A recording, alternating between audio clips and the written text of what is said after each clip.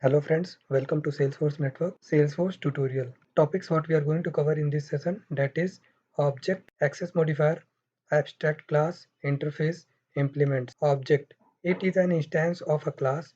Object is a reference variable used to refer to instance of the memory allocated by new keyword. New. It is a keyword which is used to allocate memory for data members of class. Syntax.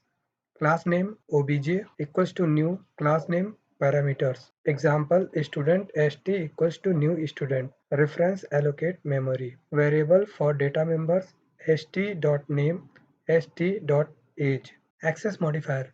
Access modifiers are a special part of programming language syntax used to facilitate the encapsulation of components. As the name suggests, access modifiers help to restrict the scope of a class, constructor, variable, method, or data members. There are four types of access modifiers available. Default, no keyword required. Private, protected, public. Abstract class. An abstract method is declared only to enforce the implementation of the method. Any class that inherits an abstract class must definitely override the parent abstract method, or else the compiler throw an error.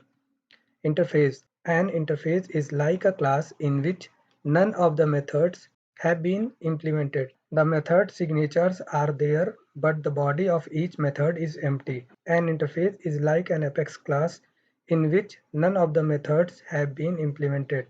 It only contains the method signatures, but the body of each method is empty. To use an interface, another class must implement it by providing a body for all of the methods contained in the interface. Implements. It is a keyword used by the class to implement the interface. A class can implement more than one interface. Syntax class, class name, implements, interface 1, interface 2.